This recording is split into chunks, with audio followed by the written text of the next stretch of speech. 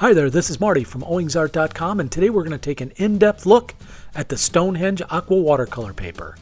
Aqua watercolor paper is made by Legion paper based in New York. It comes in a variety of different sizes, including all of the useful sizes that a watercolorist would use, including big, large sheets that are 22 by 30, as well as all different kinds of sizes and blocks.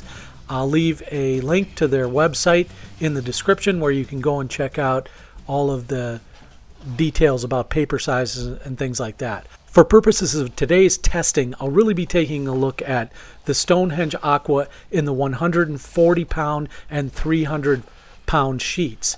I have in the 140 pound both cold press and hot press, and in the 100 or 300 pound paper weight I have a cold press paper. So we'll take a look at those. We'll put them to the test today. And just before we get to that though, well, I'll do a little bit of wet on wet work here, but I want to give you some specs about this paper so that you kind of know what to expect when you get it. This is a pretty unique paper in that it hits on really two important aspects, and I'll talk more about that as the review progresses. But right here are some pieces of information that are really important to watercolorists. One, it's 100% cotton. Two, it's got neutral pH. It's acid-free, so you don't have to worry about that. It's archival as far as that's concerned. It's got a couple of different kinds of cut edges that watercolors prefer, and it's specially sized for watercoloring. So here you can see I'm just laying a little wet on wet color here just to show how the color disperses on the paper. This happens to be a cold press, but I found the hot press equally up to the task, although the paints were slightly more vibrant in the hot press, but that's what you expect. Let's look a little bit at curling and warping. So obviously this isn't a test that you're ordinarily going to put watercolor paper through, but you see I've got my kitchen sink here, and I'm actually going to just soak these papers. Okay, so this is above and beyond what you would see really a watercolorist do in most cases, unless you're into printmaking or something like that. But I'm going the extra distance with these papers because I'm trying to prove a point. All watercolor paper, no matter how good it is, no matter where you get it from, no matter how much money you spend, unless you're buying like 600 pound paper, you're probably going to get some curling on the paper.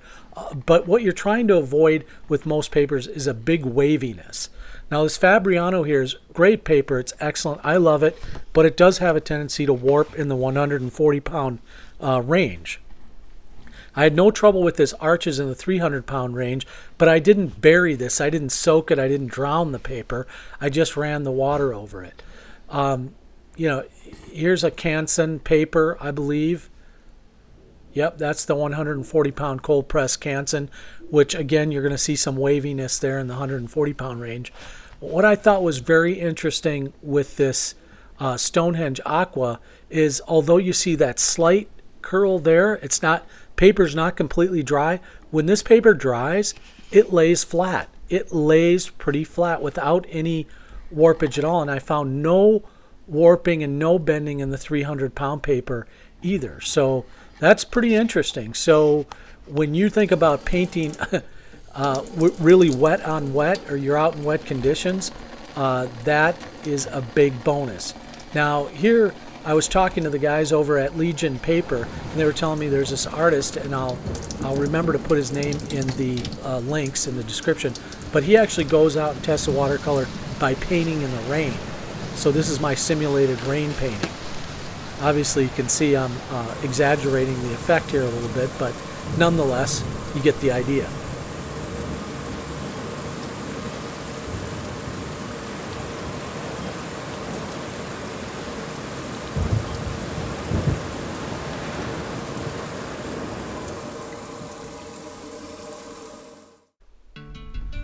All right, now it's time to do a little painting with this 300 pound paper. I've already soaked this paper, so this is really a wet on wet on wet painting effort here. And you can see as I soak the paper even more, it rises a little bit. Believe me when I tell you though that this paper is going to lay flat in its final state. All right, well, here you can see the paint dispersing on the wet on wet here as I use this paper.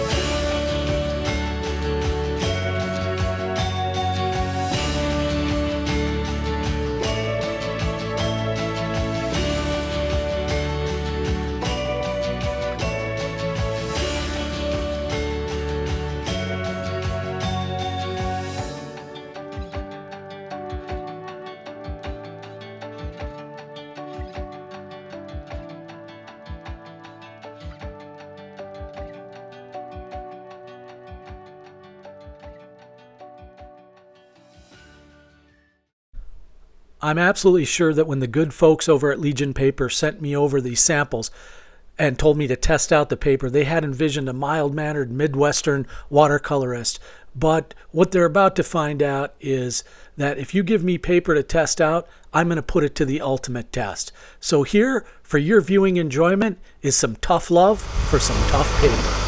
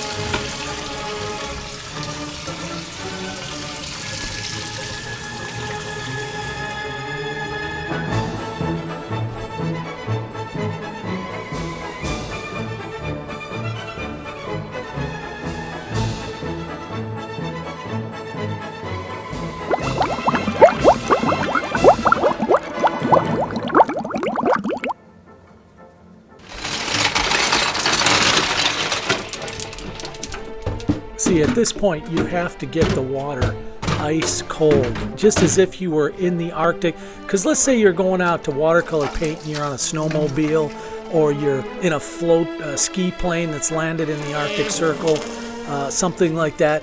You need to know that the watercolor paper is going to hold up in the toughest, coldest conditions. You know what? I don't think this paper is quite cold enough yet.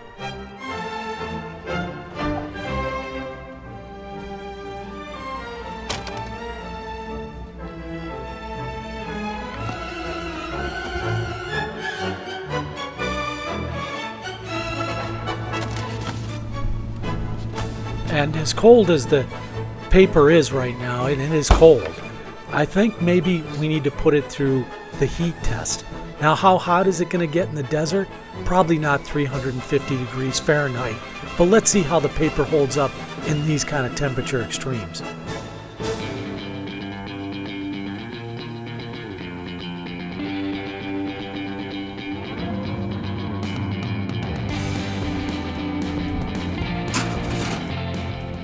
Well, the paper is really hot at this point. I don't know what the true ignition point is for this 100% cotton paper. I just know that the surface temperature area of this paper was somewhere around 100 or 240 degrees or so. So when paper gets that hot, it's probably a good idea to cool it down.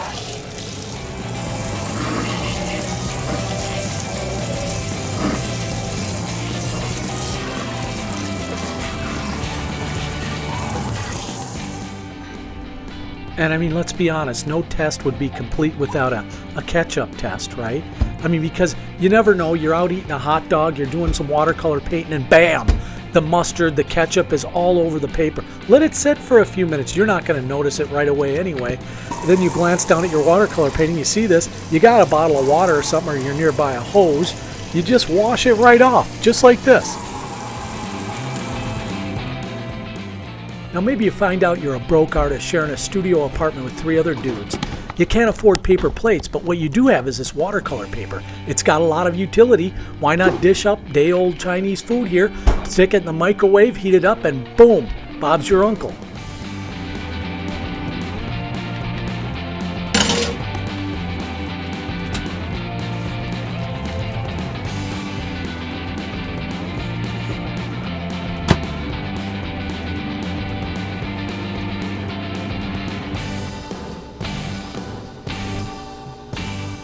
Maybe it turns out you're not all that hungry, but one of your roommates is.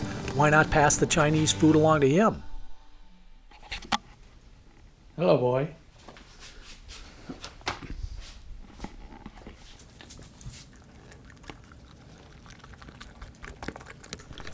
Yep, the dog's going to eat right off this 300-pound cold-pressed paper.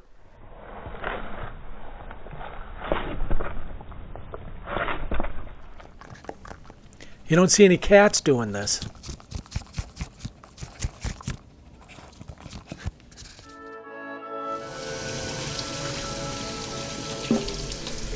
Well, it would definitely be unsanitary to paint after the dog has enjoyed some Chinese food on this watercolor paper. So I think the next thing we really need to do here is wash it, right?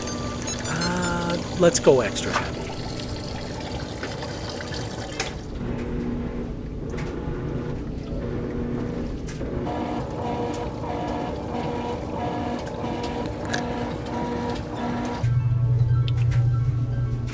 Clean as a whistle.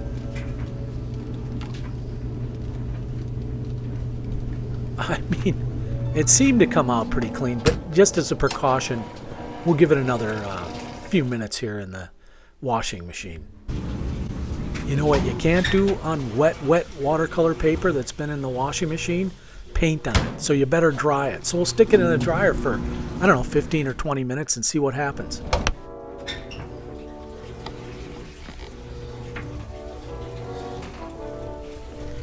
Turns out the clothes are still a little wet, but the paper seems to be drying. Yeah, pretty good. Good enough.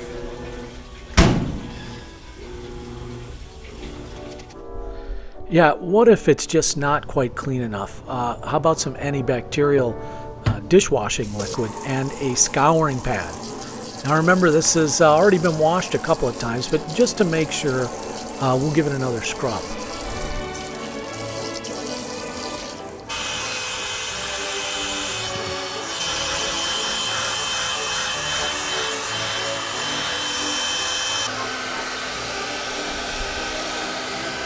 I think what's pretty remarkable is after all that abuse, the paper still wants to lay flat. Once I get it completely dry, it just lays flat. Now let's take it on a little field trip. Set some muscle milk on it. Builds muscle, so it must be tough. Under some dog food bags here. There's a couple of those, weigh about 100 pounds, and there's a paper hiding under there. No worse for the wear. It's tough stuff, man. How about some roof tar? Whoa.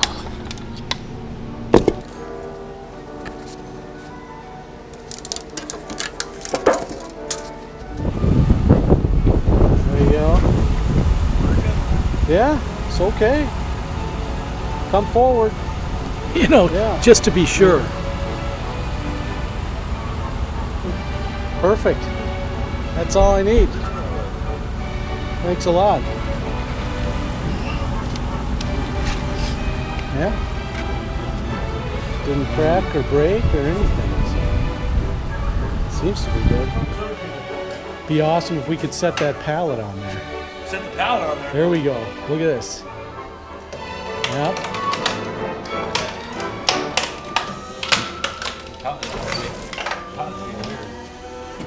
All right, you got it? Yeah. Oh, there we go.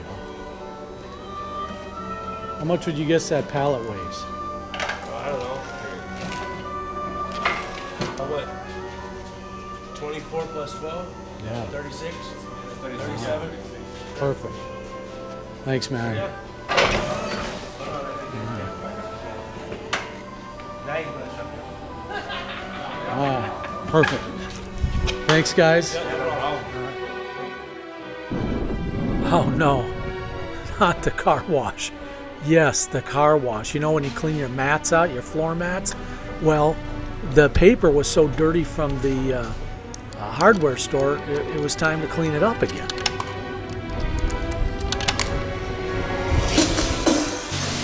Not the high pressure washer. No! Yes.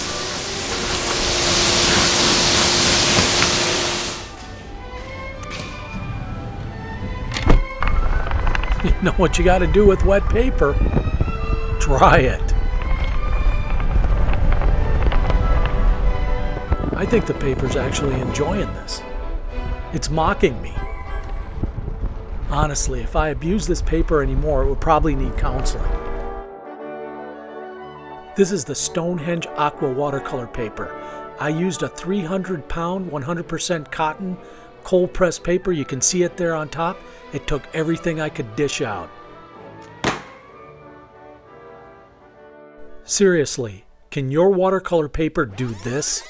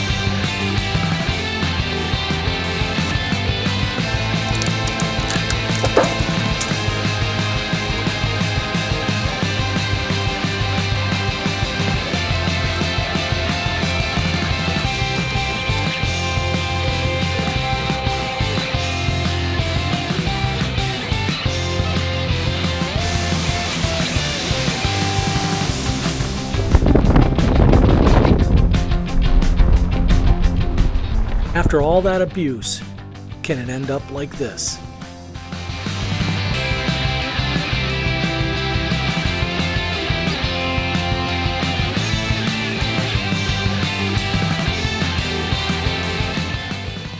At the beginning of this video, I promised to talk about two aspects of this paper that are simply outstanding. Number one, it's going to lay flat no matter what you do to it.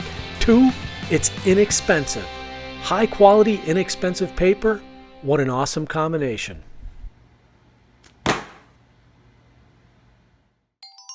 And that, my friends, is the Stonehenge Aqua watercolor paper by Legion. Don't forget to check out the description for all the information on where to find the paper, all the sizes and everything it comes in. If you enjoyed the video, don't forget to subscribe, comment. I love to hear from you.